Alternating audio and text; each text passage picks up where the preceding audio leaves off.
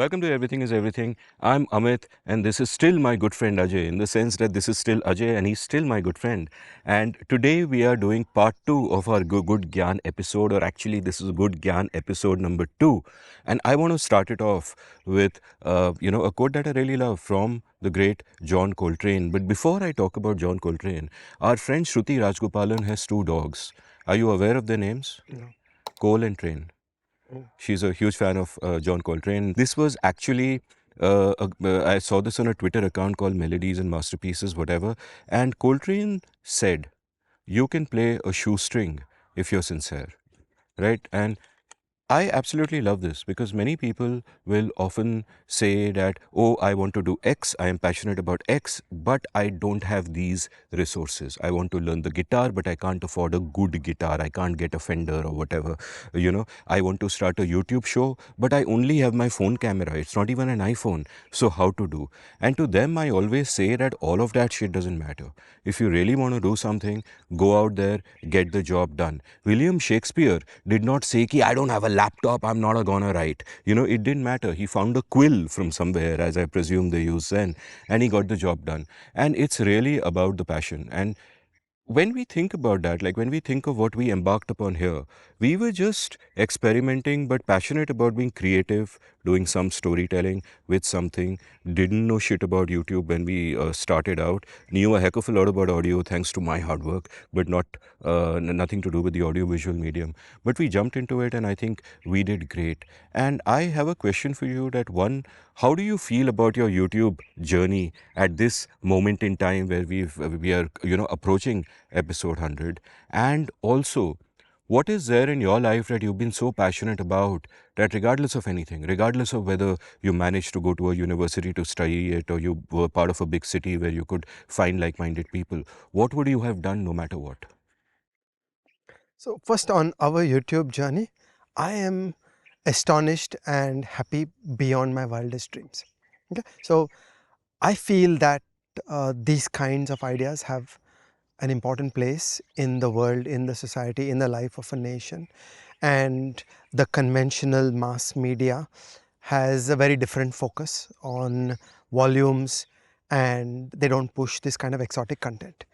So the fact of the democratization of YouTube, where you don't need to be the BBC commissioning Jacob Bronowski, The Ascent of Man, is an absolute delight that we're getting to build some nice, a lot of timeless material.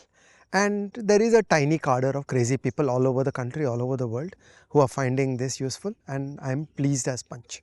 So I'm happy at what we are doing. I'm proud of what we are doing. We're putting in a lot of effort around it. In terms of the things that I would have done, I don't know how to think about my life without all the cultural contexts. So I think you remember you and I did a ridiculous 10.5 hour conversation about my life. And I feel like I'm just completely tied to that trajectory, that I grew up with my father with an interest in the world, and that was everything. Meaning he died when I was 17, but I got that interest in the world from him, and I don't know how to think about it any other way. And then I feel once I was there, I am that person that I don't need the luxury of money and resources and books and universities and whatever. I would have just powered and done it. So then it's a question of just, time and triaging. I have 3 great regrets in my life. I don't know how to play a musical instrument. I wish I knew maths, as in like really seriously know maths. And I wish I knew more biology. These are my like 3 great lifetime regrets. So, Ajay, this brings me to the next quote I want to highlight. This is by a gentleman named Greg Eisenberg, who put out a tweet with a picture, and the tweet said these 5 words say 50,000 words, and the 5 words were, greatness and comfort rarely coexist. Right? And at one level, what your journey is about is finding a field, figuring out a field, getting really good at it, and therefore staying in the comfort zone of that field for a long time, and then looking for adjacencies. So from economics, when you go to health, you first go to health economics and you skip along those adjacencies as you've described in past episodes. But I also feel that sometimes it is important to just get out of your comfort zone and take a leap, because otherwise you can never know. I think in the last episode there was one quote about how if you have to reach beyond the horizon, you have to let the shore go. grow, So is that something that you think is worth aspiring for in terms of getting out of your comfort zone? Because in my case, I feel it is, and I simply do not do it enough.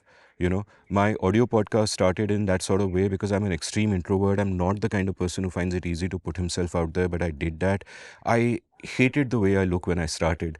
So, YouTube, you will remember our early episodes. I was like, shit, man, the Yeah, I camera never should be high on understood. my double chin and I look so bad.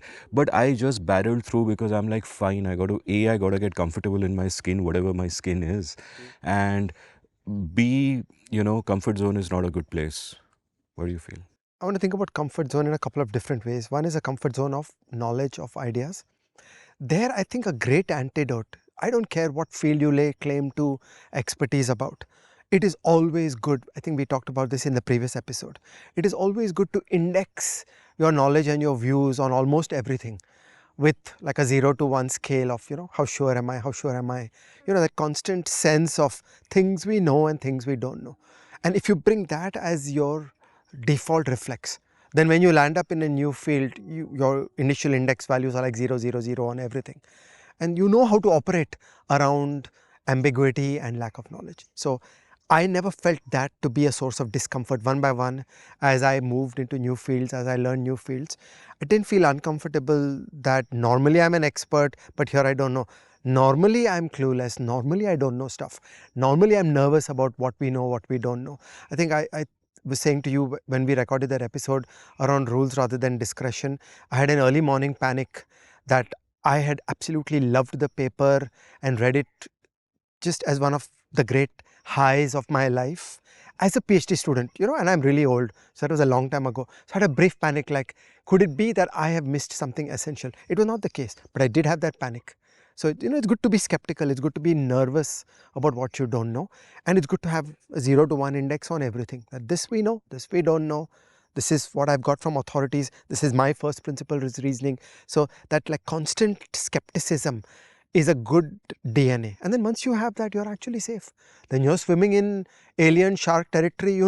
I am swimming in alien shark infested territory, and that's a good place to be. So I feel that if you get too drunk on that smug nature of confidence, then that's a bad thing. But I also want to carry the sentence that you said in one level further. I think it's important to be comfortable with being uncomfortable at very practical physical ways. So ways of living, housing stock, what kind of dingy shack of a hotel you're living in, how you're traveling, accepting discomfort. These are very important things. And I have seen some people just get so wedded to a minimum kind of luxury that it becomes limiting. And then there are certain sort of great concepts of life which are pushed away because it's too uncomfortable. And I would always encourage people that, all these creature comforts and all that, we should laugh at them and we should see through them, and we should be willing to accept all kinds of practical hardship, because actually what is worth living for is a life of the mind, is a journey of the mind. And if you have to, go hungry or eat bad food or sleep badly or live in crappy accommodation, you should be perfectly happy to do that. I also feel that there is sort of a layer of good luck in the sense that we don't actually have to worry about good accommodation and good food and all of that. And those can impose a cognitive burden if you're living in discomfort and if you have to worry about where your next month's rent comes from. Those can. So one should, learn to live frugally, but at the same time, you don't want to, you want to kind of get past that. You and I are lucky enough to not have to worry about that. I'll think aloud for a bit further on this subject because what you're saying tells me that there is also a trade off we have to face, especially as we grow older, which is that on the one hand, we both agree that it's a good thing to get out of your comfort zone once in a while and do new things. He not busy being born is busy dying, as Bob Dylan said, right? But at the same time, we have limited time and limited bandwidth and limited energy. And there are things in our comfort zone which we are bloody good at. So we should keep doing them. And handling this trade off is something that I think about. For example, it makes eminent sense for me to devote the time I do to everything is everything in the seen and the unseen because I've worked hard on them. I know the craft. This is still a learning process with EIE, but with seen unseen, I really know the craft well. And I can stay in my comfort zone and do excellent work. At the same time, there are things I want to do, like for for a few years I've been thinking daily Instagram Reels channel with a particular concept in mind, and I feel like it'll be kick-ass when I get the hang of it and iterate enough and kind of get there. But it's out of my comfort zone because I haven't done that particular thing in that particular format before. And then the question strikes that, okay, what do I kind of optimize for? And I think one good question to ask is, like, there was a friend of mine who was struggling with which book to write. He had a number of ideas he really wanted to write. So I just asked him one question. I was like, you have one book in you. You will die when that book is done. What book are you going to write? And he said something deeply personal. And I said, that's what you should write. And he didn't write it. He wrote something else. But I remember that sort of conversation. So I don't know, gentle readers, I'm thinking aloud, so I don't particularly have great gyan on this, but you tell us in the comments, what do you think? How would you resolve this trade-off? How do you think about the value of getting out of the comfort zone and the comfort of, knowing that at least your time and your bandwidth is, used to getting what you know will be reliably good work? Okay, Vaishnav. What is greatness? Who is a great person? I think everyone has to define that for themselves. I think everyone has to define that for themselves. When I was much younger, my definition would perhaps have depended on, shallow things like particular goals and so on and so forth. Today, I don't think it's like that, but it is that I want to do great work, and I know that there is nothing intrinsic about me that is going to lead to great work. It is a question of sitting down and working at it and doing it. And there also the trade off comes in, that if I have to spend 10,000 hours mastering a craft, should I really spend 3,000 of those hours instead getting out of my comfort zone, doing something else I am attracted to? So I think these are things that we have to deal with. But I like your question because it perhaps the word greatness is an alluring false target. What if greatness and happiness don't go together? And what if happiness is something else entirely? And what if greatness is something you cannot achieve if you try for it, but it happens by the way while you're living life? How we spend our days is how we spend our lives, as Annie Dillard said. So, great question. Ajay, you have a thought for that? Maybe you know these things only in hindsight. In the flow, you don't know that. So in the flow, the only thing that you know that is an observable input is the level of energy and excitement and concentration that you feel. It's an input oriented thing, that am I doing things where I have the full energy and concentration and interest. In terms of what you were alluding to about moving to a next new thing, for me personally, what has happened is that I am a novelty seeker, meaning I'm always hungry for learning new things. So like, you have to give me half an excuse to start something new. And recklessly I keep on starting new things. And I also find that the older fields, like, I do find my way around them, and I get some basic intuition and common sense around them. And then after that, it's incremental. I mean, yeah, you keep reading papers, but the basic machinery of the field is done, and it's not that difficult, it's not that expensive to stay on top of a field, or to stay with reasonable common sense about the field. So as an example, for about the last 7-8 years, I'm not on top of current developments in financial regulation. So as an example of the debates after the collapse of SVB, where electronic payments whisked money out of a bank and a bank rapidly fell, I have not read today's literature on how should you think about bank fragility in an electronic system. But if the situation comes, I have no doubt I'll read a couple of papers. I'll get a hang of it, because I have that deep foundation, that I feel I deeply know finance. And so it's not difficult to stay up with old fields. So I don't feel like I'm letting anything go. I feel all those things are there in my pocket, and I get the energy and the excitement of learning new fields. Like, I go mad around each new field. When I start a new field, I'm just lost. I'm putting in that supreme concentration. I enjoy it with all my heart. Like, there's nothing more fun than learning new things. And I value that level of energy and focus and concentration. My last unrelated comment is about aging. Okay, I think there is a literature around these things, that there are sharp practical measures like memory, intelligence, problem solving, even creativity, which peak in the youth and in the middle age. What we get when we are older is different. What we get is judgment. What we get is integrative knowledge of putting a lot of things together, of being able to look at a board and have a smell that just your spidey sense goes off, that there's a pond storm here and I just got to find it. That is what age gives us. So I would say to everybody, I would say to you, gentle reader, that, you know, if all you are doing is neurosurgery, then beyond middle age, you're not adding to that. Whereas getting breadth, getting a more strategic sense of the world is where the 70-year-old and the 80-year-old and the 90-year-old excels.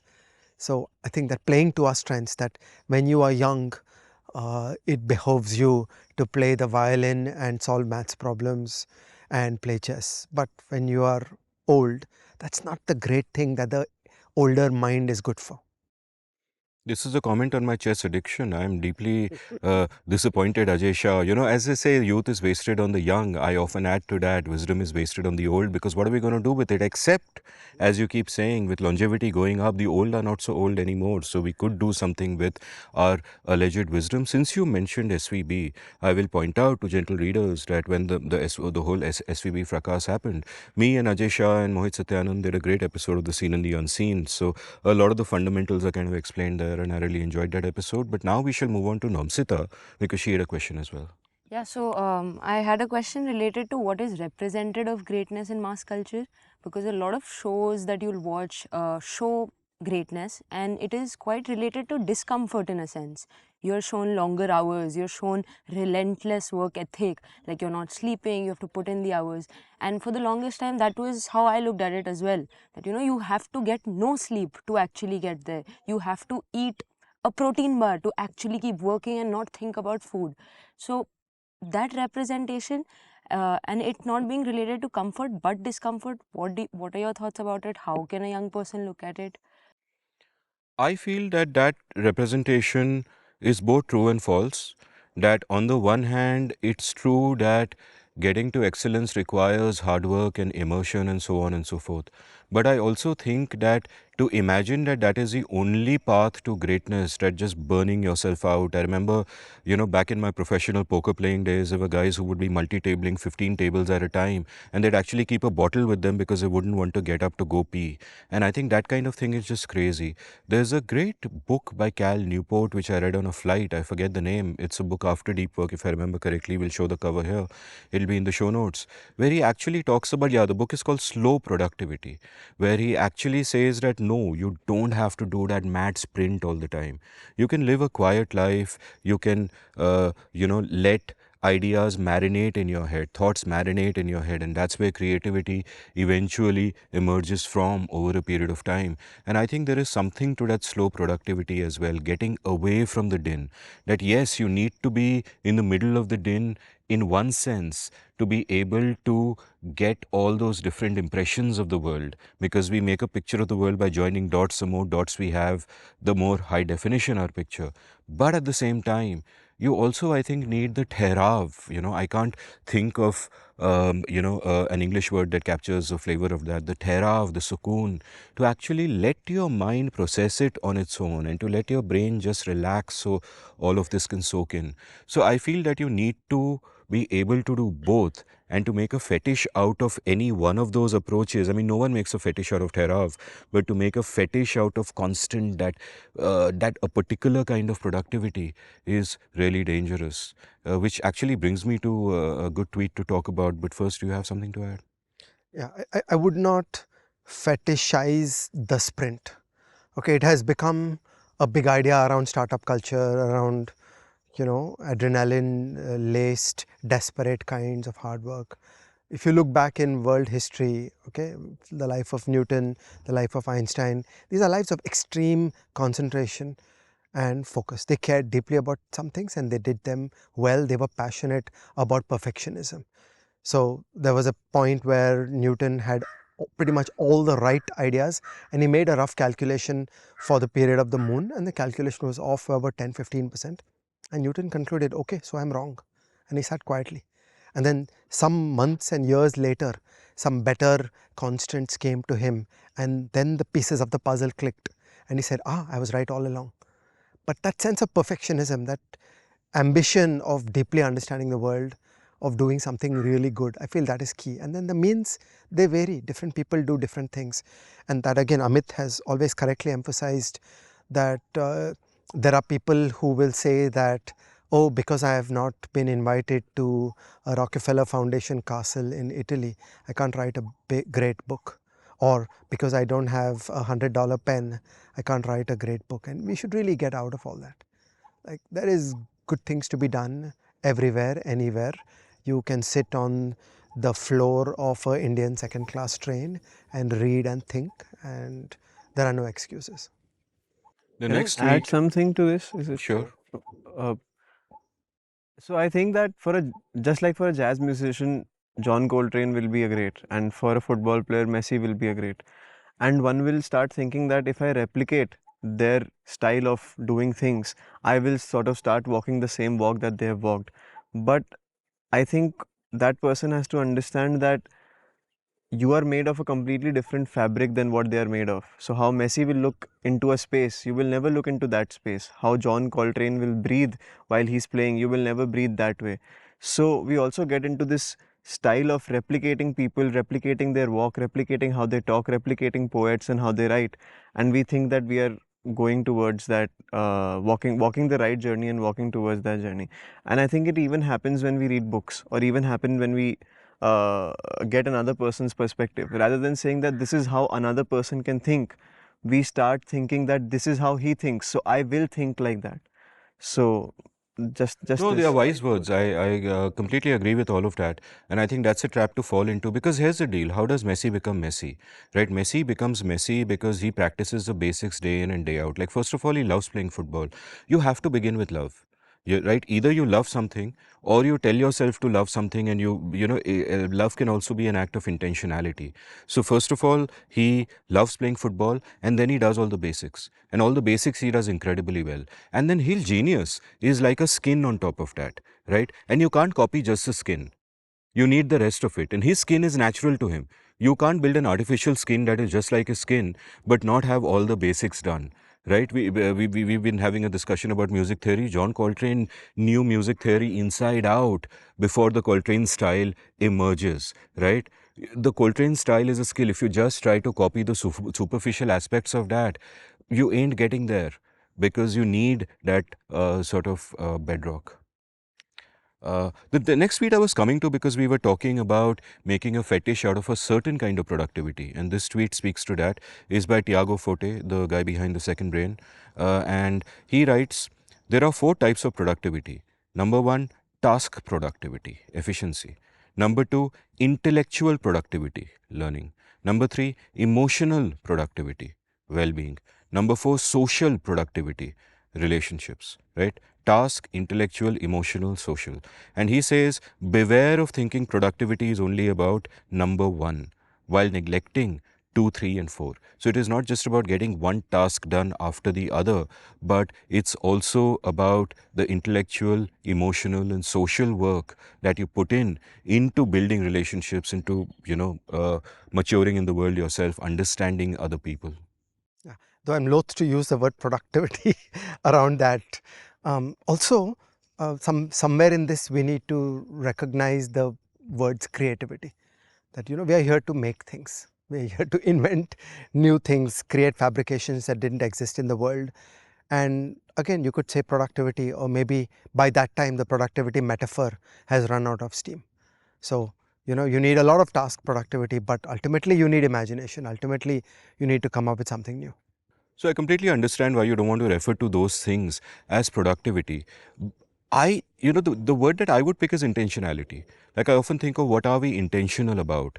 And often we are intentional about doing things, doing tasks, whether it is for a YouTube show, ki ye karo, and etc., etc. And we're not intentional about the things that really matter. And one tweet that, reminds me of that is a tweet by Paulina Pompliano, where she's quoting Brené Brown. And she writes, Brené Brown rather said, we chase extraordinary moments instead of being grateful for ordinary moments until hard shit happens. And then, in the face of really hard stuff, illness, death, loss, the only thing we are begging for is a normal moment. And I think this is so beautiful because, sometimes I will get a really bad cold and one of my nostrils will be blocked. And I will think that, oh my God, all the times I've had a clear nose and been able to breathe properly, I should have been so fucking grateful. but I'm not. So even a simple, trivial thing like that makes me just think of normalcy. You know, you will remember the last time we shot at this particular location where we are. We love to go on this 10-15 minute walk in the neighborhood. And I didn't come with you because I said something has gone wrong and my chest starts constricting and I just feel something is weird. So I don't want to tire myself out. And this was, of course, before my heart attack, which we spoke about in that Heart of Disruption episode. So, you know, and now it's not there. Now I can come on the walk. That ordinary moment is so important. So I feel we need to be more mindful of the ordinary moments and put more intentionality into relationships and friendships and so on and so forth. I'm a little nervous about intentionality in relationships and friendships. I fear, one should not be calculating, one should be genuine and spontaneous. And so just like let life happen and not try to control it. It just feels odd to put an objective on that table. I No, feel one should be like helpless children. I didn't mean transactional, I meant intentional in the sense, not calculative, but caring. That, like, if I care for you, I will make an effort that once every 2 months we meet and we have a cup of coffee. Now we meet once every 6 weeks anyway. We spend 3 days shooting this, but I would make that effort. And you know, one can even calendarize that. There's a good friend of ours, Sudhir Sarnobat, and he has this beautiful practice, two beautiful practice, and I absolutely love it. One of them is meet a new person every week and spend a significant amount of time with that new person. And the second one is every single day he will call a loved one, either family or just outside or whatever, and spend a few minutes talking to them. And these are acts of intentionality, and they're not calculating in any way because there's nothing transactional. Yeah, lovely. Those are good principles. I also totally get what you said, that you know the glory and greatness of everyday existence when it is not there. So, when I broke my ankle and I was stuck in bed, at that time you really appreciate how wonderful it is to be able to walk around and to be able to just do elementary things in life. In this, a friend of mine once showed me a very interesting idea. She said, would it be interesting to pause to think about a situation and wonder, this is the last time I will ever do this. Okay, it just brings a totally different color on that moment. This is the last time I will be with this person. This is the last time I will drink hot chocolate with 700 grams of sugar, okay, and so on.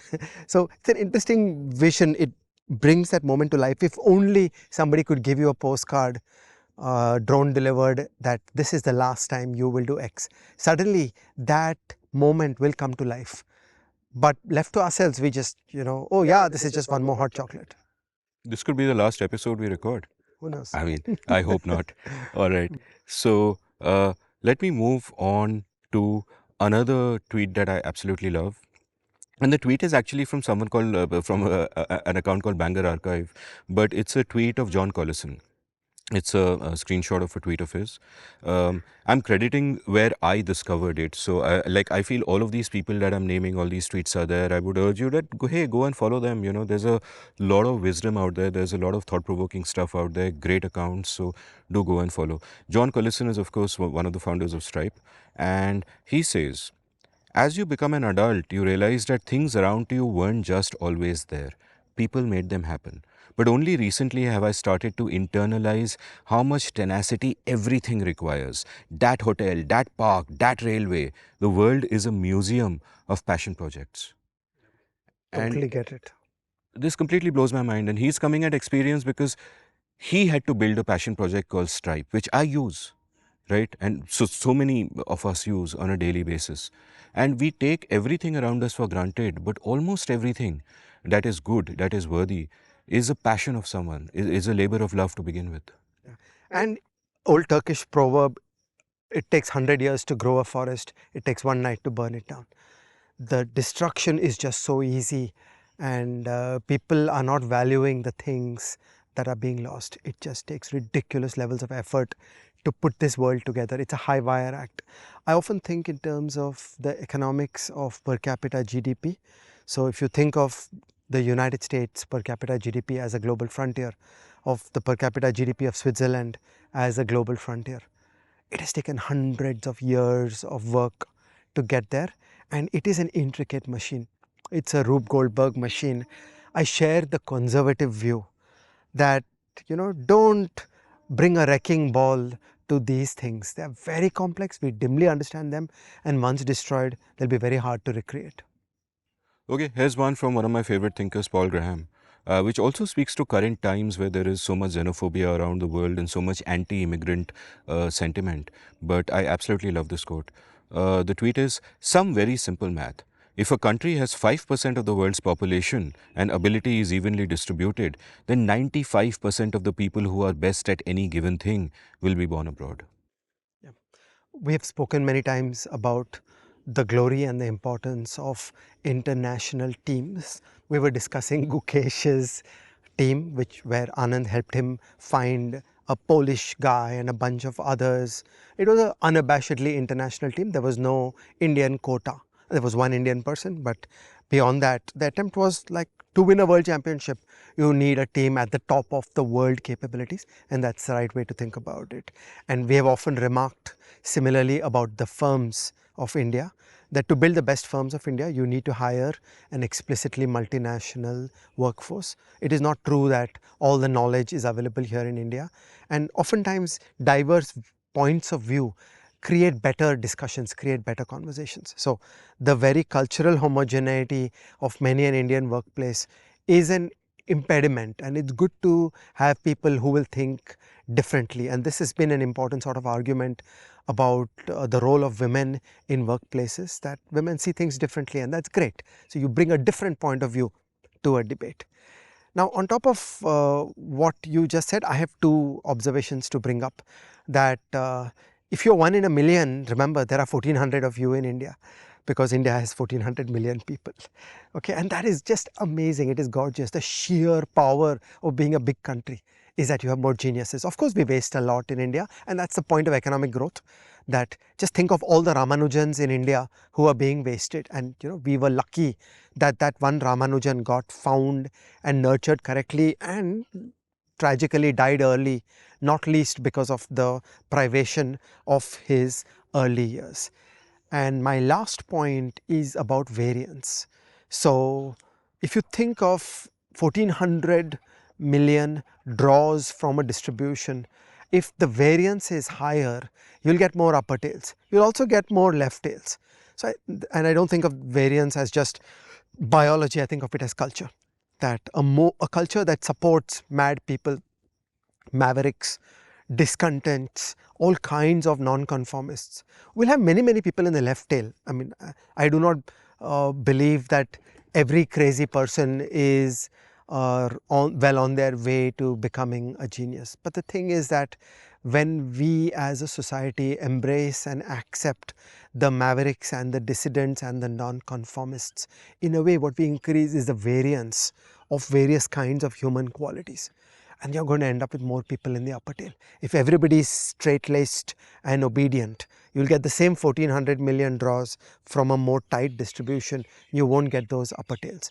And those upper tails are actually incredibly important. All the good things in the world come from that handful of upper tails. Absolutely. As we like saying, as we said in our population episode, people are brains, not stomachs. And therefore, it's a great tragedy that we waste the kind of opportunity we have in India. That's why economic growth is so imperative. You want to include as many of them in all the possibilities that exist for, reaching peak potential. And I also sort of want to address a couple of points people make against immigration or migration or whatever. One point is they'll look at low skilled labor and they'll say that, oh, these people are just spoiling our culture, they're taking our jobs away.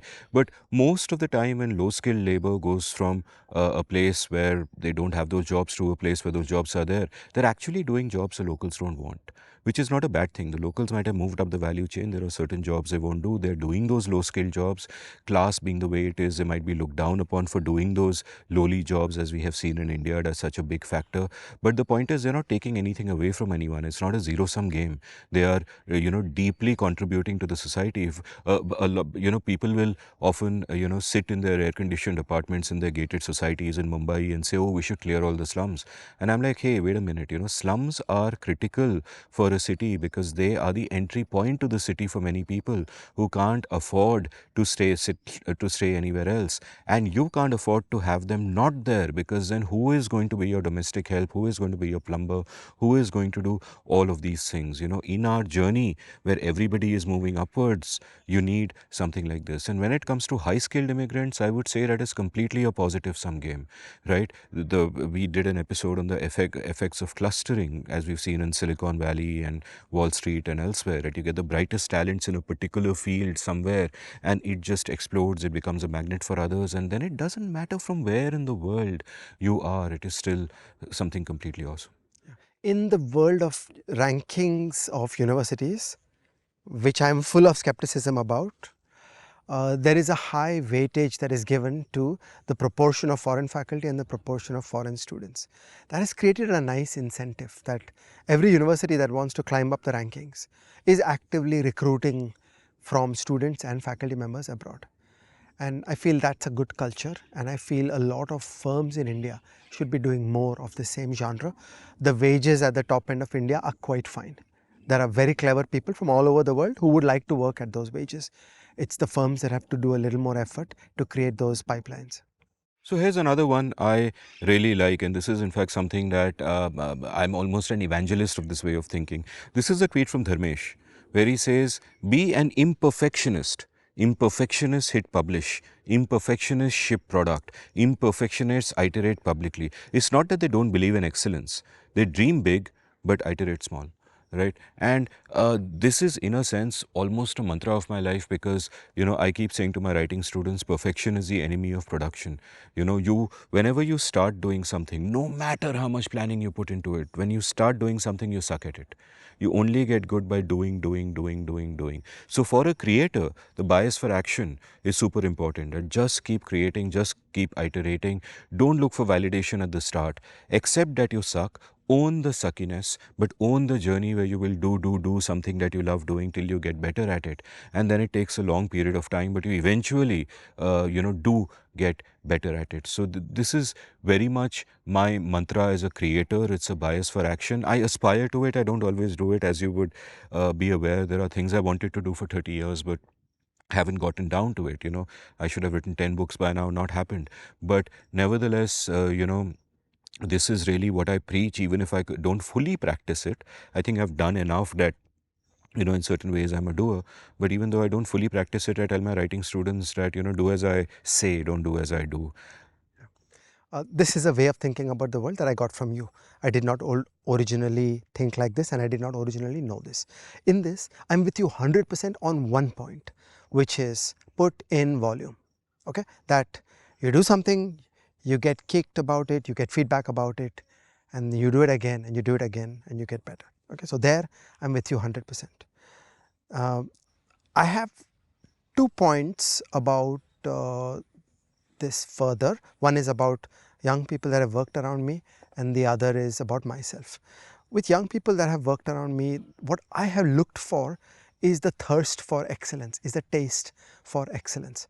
So, I'm fine with pointing out some kinds of mistakes once, twice or thrice. But by the 5th and 6th, I start worrying that, are you even noticing? There is a dysfunctional relationship where I am somebody's bug tester.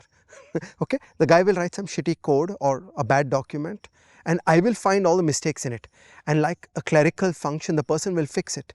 The person didn't imbibe the ideas and the lessons. So in fact, there was no self-correcting loop. That to me is anathema.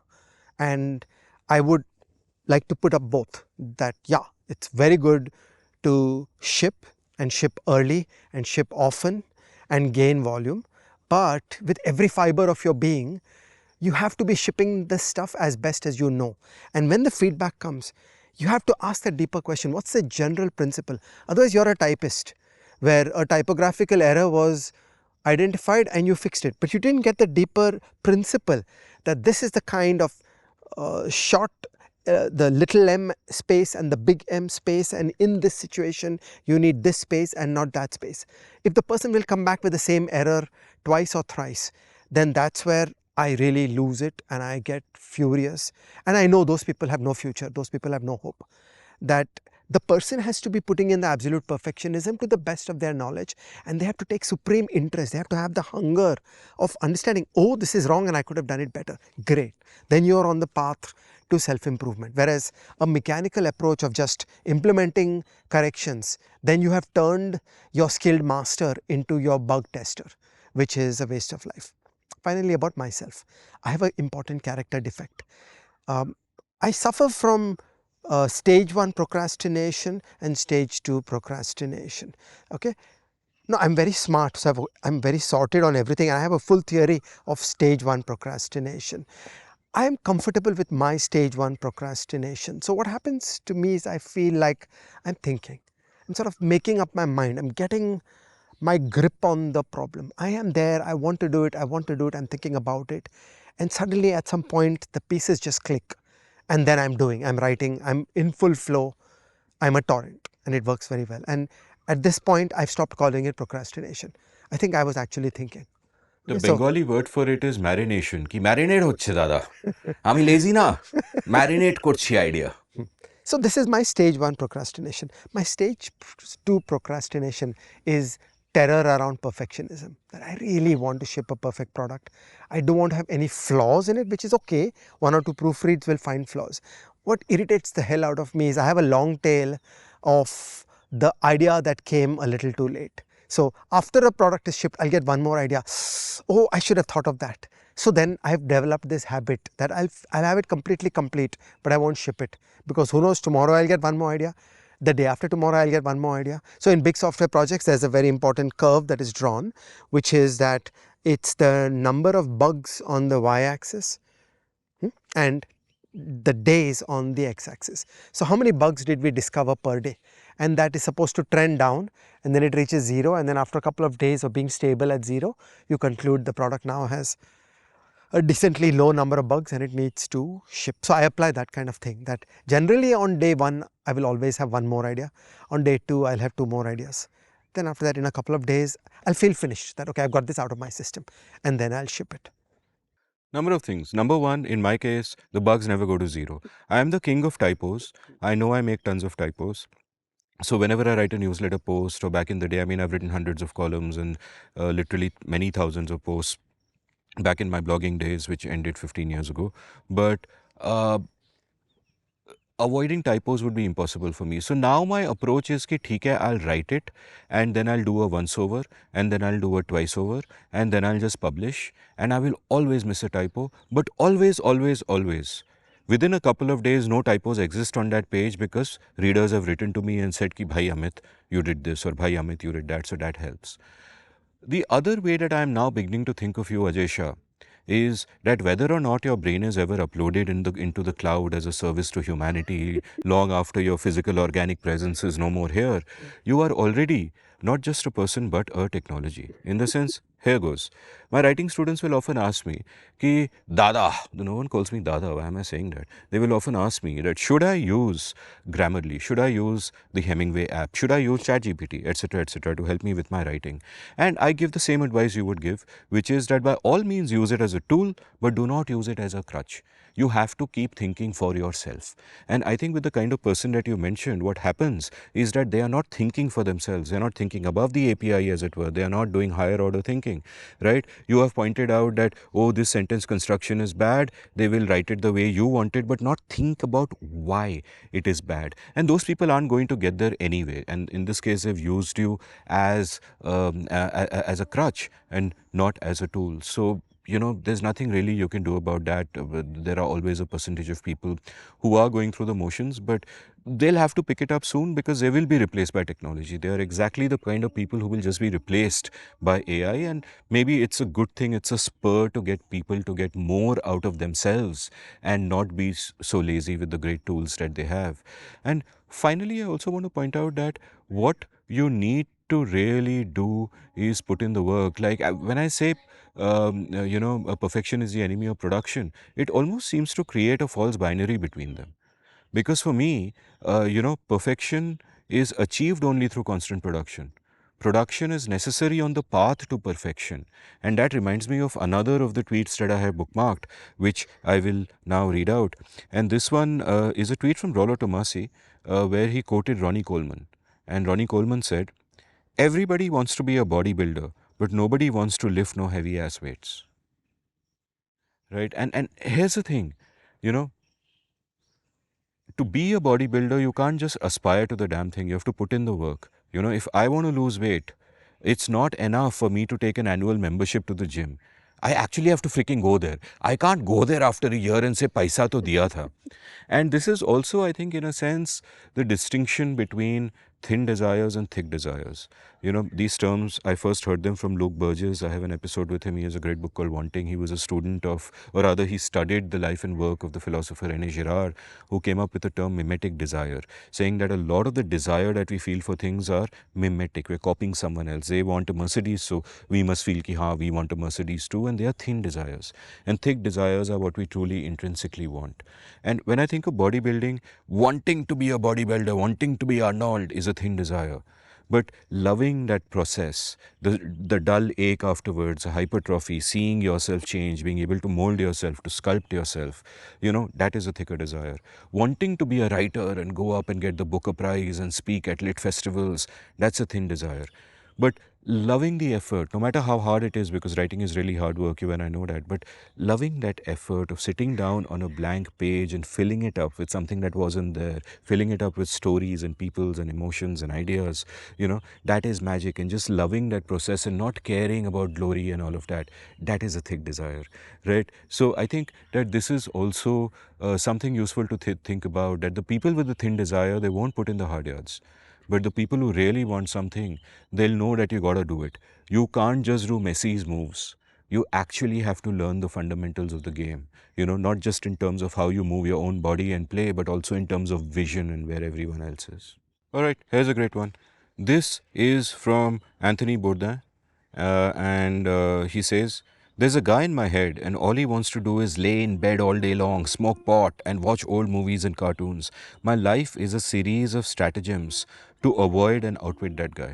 And this guy in my head, my guy in my head, is huge. He is so huge that he practically dwarfs me itself. You know, in fact, you could say this guy is me, and you know, I am subsidiary to him. And it's about how do you outwit that guy. You know, I could just sit around all day and play online chess all day and watch 55,000 YouTube videos in a row, going down a rabbit hole that is of no value to me whatsoever. It's not even intellectually stimulating or whatever. You just kind of go. And my whole life is indeed a stratagem. That okay, how the hell do I beat this guy? How the hell do I get work done? And you have been witness to some of my struggles. You have ably given me great advice and tried to guide me my way past it. But I also want to know about you, that you have arrived at a place where you no longer kind of struggle with this. But what has your journey been like, and what advice would you give to people, you know, who do struggle in this manner? I don't know. I'm just a junkie. I love what I do. I wake up every morning thirsting for more. So I've never felt this conflict. Meaning, don't get me wrong, I lead a good life. Okay, from the 21st to the 31st of Jan, Ayush Patnaik and I did 11 days with 11 kg. Okay, so I mean, it's not like I'm monomaniacal around working all the time, but I've never felt the slightest difficulty of waking up and doing stuff. My problem is triaging. There are too many wonderful things waiting to be done, and you have to choose. So I think like find purpose, the rest will follow would be sort of my motto, that at least I got charged to the gills with the desire and the keenness to figure out the world and be a useful part of it, and that keeps me going. But while on that subject, when you were reading the lines, I was remembering lines from a song. I think in Final Cut, Roger Waters writes something like, when he's looking back at his younger self, he says, there's a guy who had a big hallucination making love to girls in magazines. He wonders if you're sleeping with your newfound faith. Does anybody love you, or is it just a crazy dream? Intense. So here is my next kind of tweet, and this is from Sahil Bloom. I think I mentioned him in the last episode as well, where you know, he writes almost like a short essay, a mini essay, and the headline of that is, "There is no such thing as making it."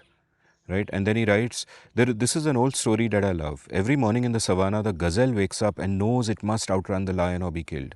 The lion wakes up and knows it must outrun the gazelle or starve. Whether you're the gazelle or the lion, when you wake up in the morning, you'd better start running. People seem to think that making it is an end state, that you get there and then get to coast. Wrong. Every single day, you have to fight to earn your seat at the table. This is a universal truth. If Apple stops making new iPhones within a few years, they will no longer be a successful company. The reality is that the fight gets more intense as you have more success. You have more to lose, more mouths to feed, more people counting on you, more expectations. You have to make it every single day. And this resonates with me because I think a great danger of our modern world is complacency, right? Prosperity is incredible. At the same time, one of the side effects of prosperity is that it can make us complacent because it is not that hard to get so prosperous to lose that hunger, to feel कि ठीक है, I've achieved what I had to achieve, you know. In my field, I am regarded like this. I am a consultant here. I'm on the board of this company there, etc., etc. You know, you've got your house, you've got your cars. You know, you might even have your FU money or your FO money. You know, in an episode with me, Roshan Abbas once pointed out. I asked him about FU money and FO money, and he said, "Look, I have FU money, but not FO money." And I was like, "Kya bol raha hai?" And I think he gave me the figures also. They're both insane, and I'm far from both of them. But I'm comfortable. And that comfort kind of worries me. And this also plays a little bit back to that old thing about getting out of the comfort zone. That in that constant quest for excellence, right, we have to keep moving. The lion must get up every day and hunt. You can't sit and chill, or you'll be a fat lion and you'll run out of gazelles in the freezer. But actually, that's a good way to think about it. The lion today can store all the gazelles he wants in the freezer. There is no need to go out and run, right? And the gazelle can live in a gated society far away from lions, and there is you don't have to outrun anyone. And at one level, I think it's a bad thing. Like, no one should be eaten. But you get what I'm saying. That, no, man, you want to keep pushing yourself. Otherwise, and pushing yourself is hard. And when you're young and you have the hunger, you know, you can do that. But complacency, I think, is one of the great sort of dangers of the modern age. And that good times come with the caveat that they can get too good. So this is related to the previous one, that Anthony Bourdain, the one that you read, where there's a part of the person which basically just wants to loll around doing nothing. This sentence seems too bleak by half to me. It may be a description of some corporations in highly competitive markets, but it's a very, life is short, nasty and brutish view of the world. I think most of us in the creative and intellectual and corporate worlds have a lot more space. The choke points, in my opinion, are short term versus long term. That do you play for some trivial gains tomorrow, or are you able to be strategic? Are you able to think strategically, play for high amounts of force, high amounts of space, high amounts of time, and engage in risk taking? And when we do life lessons, one of the things we are evangelizing all the time is we are showing people the importance of risk taking. So I think the most important kind of complacence that people are suffering from is not ours. I think a lot of EIE viewers are workaholic, but not enough risk is present in their lives and in their worlds. And another aspect of this that I think we should be thinking about a lot is that more basic question, that what is your thin desire? And a lot of the modern world is lost in a game of some fame and some Instagram likes and little sensations on Twitter, which are just a substitute for genuine thought and genuine creation. So I feel these are the more basic bottlenecks, and I don't see the world in that harsh terminology that you're the lion and the gazelle and you have to fight every day for survival. Rather, we need to find the culture, we need to wrap ourselves in that sense of purpose, of being able to do big, important, difficult things over long years without looking over your shoulder for the lion, but really harnessing ourselves. So I want to end with a couple of tweets. They are kind of not related, but they're also kind of related. And I think it's a good way to end. And one of them is from Gurvinder Bhogal. Again, a fount of wisdom. I really like his work. And Gurvinder says, your future is constantly shrinking. So the longer you spend preparing for it, the smaller it's going to be. And this is again a call to action, that do things, our time is limited. Oliver Berkman wrote a book called, I think, 40,000 Weeks, where he talks about, how much we have in our lives. Even what, your friend told you about, The imagine last if, time. yeah, that this is the last time you're doing something. I mean, I would tell all young people, especially if you're in your 30s, it's a useful exercise, that you are presumably living away from your parents, right? Think of, make an optimistic assumption of their lifespan, and make an optimistic assumption of how many times in a year you will see them, and you will realize that that's actually not a lot of times. That's actually not a lot of times. And think about whether that changes the way that you think. So that notion of the future constantly getting smaller, like every second, it's such a good way of putting it by Gurvinder, that every second your future is shrinking. I totally get that call to action, and I end up talking with people a lot around inchoate angst about the world and unhappiness about other things. And I'm always the boring person saying, so what you gonna do? The only interesting question is you. Like, be selfish. Within all those other things, I mean, yes, we care about the world, we care about all the things that are going wrong in the world, but in the end, you only control you. And you have one day tomorrow. And what's a good use of that day? That's a source of energy. That is actually something we can do. What can I read? What can I write? Who can I meet? What can I do? So a far more selfish approach, that make yourself, and then many other things will be happen. You will end up imposing positive externalities upon all the people in your world. So instead of obsessing about other people, obsess about yourself. Just be you and be a very good you, and then think of what do you control. You actually only control one thing, which is what do you do. Everything else is outside your control. I mean, there is a best version of you, and there is nothing standing between you and the best version of you except your actions. The last tweet I want to read out in my Good Gyan folder, though I have like many hundreds of tweets actually, but we just randomly pick these ones, is from a delightful account called the Frog and Toad Bot. Frog and Toad is a series of works by Arnold Lobel. And this particular account, the Frog and Toad Bot, is an automated account where it just picks up random quotes from the books and it just puts them on Twitter. And I really like this one. When I was small, not much bigger than a pollywog, said Frog, my father said to me, son, this is a cold grey day, but spring is just around the corner. And I kind of love this because, yes, one theme that we go on is that people complain a lot and they don't recognize how lucky they are in many different ways, and the world is our oyster and all that. But equally, for some people in some places, these are dark, difficult times. If you're not as fortunate as, we happen to be by now, it could be a dark, difficult time. There are things you really want to do, but you have a family to feed, or, for all kinds of reasons, it's not working out. Maybe you live in a country where oppression is high and you just feel frustrated. You look around you and say, this is not what I signed up for. This is not the kind of society I want to live in. But if you take just a longer view of history, if you zoom out, there's another great quote by Sahil Bloom, I think, which I didn't read out, which is about sometimes you need to zoom out. So within a particular day, and you can see the graph we put here, within a particular day, a day might just seem a bunch of ups and downs, and you're like, what is even the point? But if you zoom out, it's a straight line over decades, that things can get better, and you've got to sort of ignore the troughs and the low points that might exist at any moment in time. But they only get better when you do things. Spring does not come on its own. Perhaps spring is already there and you just have to look inside your mind to find it. But your actions also matter.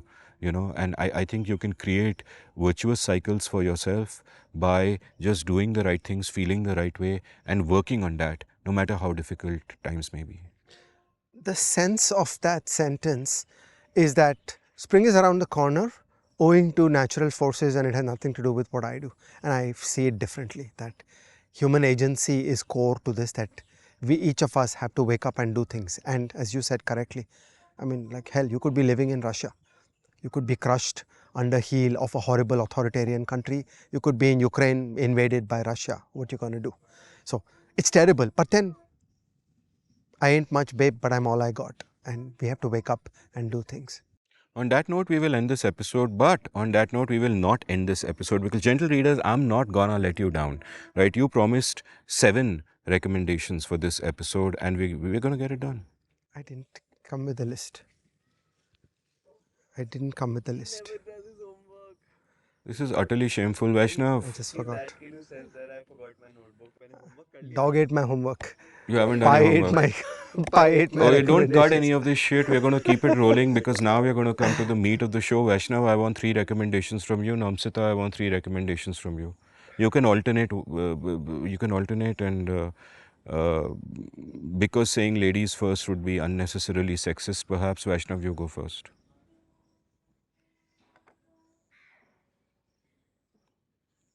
कितना handsome है यार, इसको camera पे डालो. I'm going to take a picture of Vaishnav thinking, so we'll put it on the screen. Now, that's the only way to do this thing. Okay. Took the picture. This is like glorious, and young Namsita is laughing. I'm taking a picture of her as well. These are amazing people. You know, this is the irony of this YouTube show. There's a YouTube show done by 4 people, right? 2 of them are truly beautiful, inside and outside. And the And you good put Lord them behind the camera. and the good Lord put the ugly ones in front of the camera. ये क्या हो रहा है भाई, ये क्या हो रहा है, you know? But yeah, it is what it is. Vaishnav ji. Yeah, so recommendation number 1 is a Richard Linklater movie called Waking Life. And I would recommend Richard Linklater's whole filmography because if one wants to get closer to the essence of life, I know that he has captured it.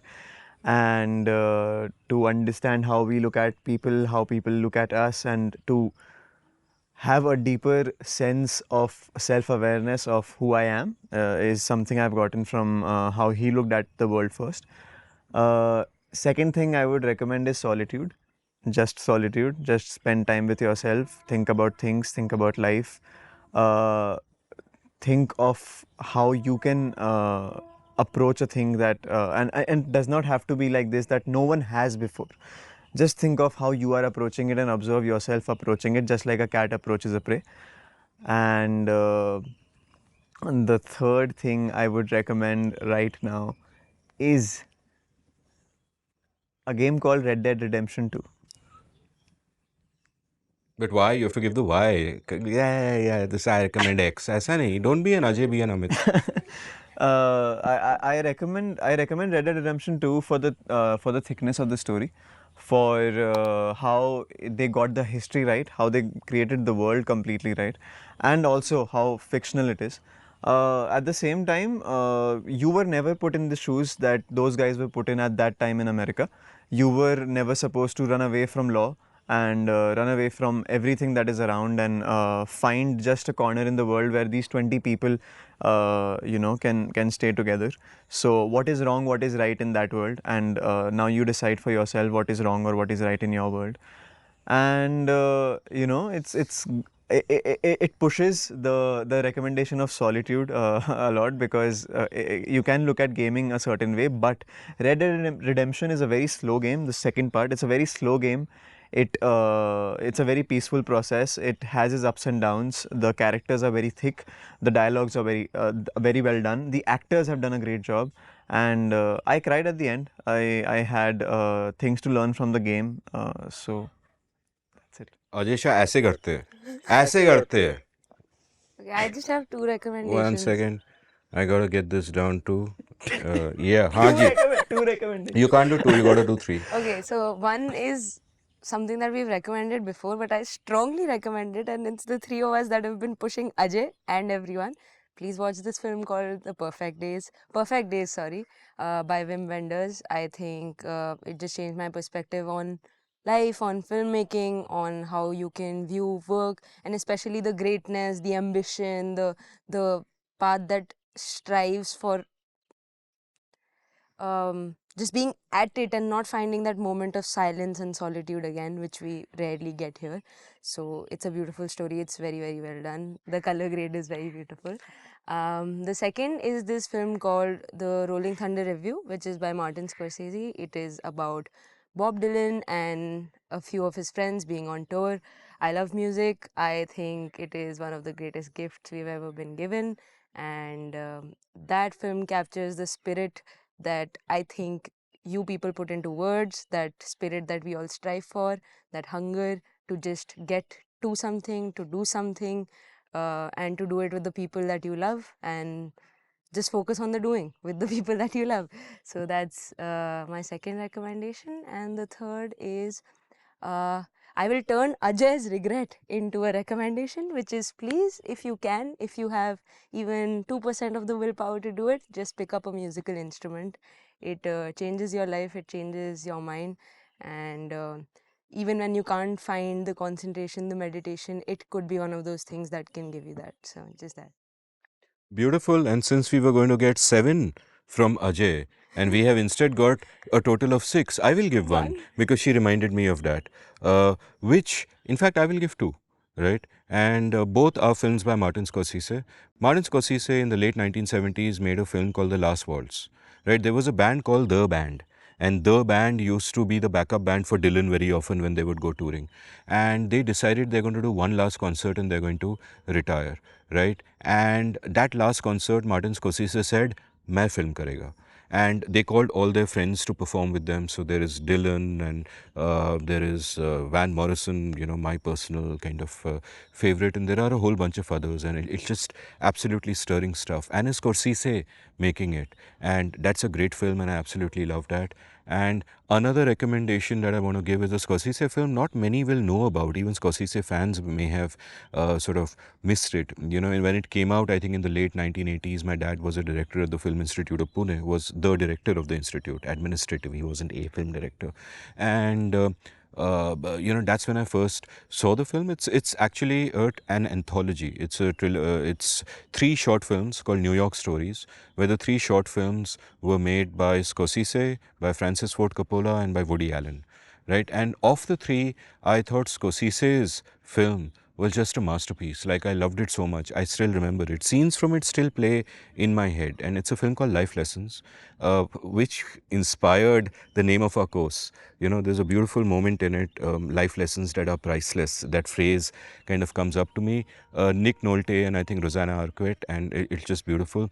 That's also the first place where I heard the song, The Whiter Shade of Pale by Procol Harum. You know, with a slow motion montage of a cigarette gently falling and bouncing a couple of times on the ground and then the feet coming over it. And it will just, the magic of film editing, Nomsita.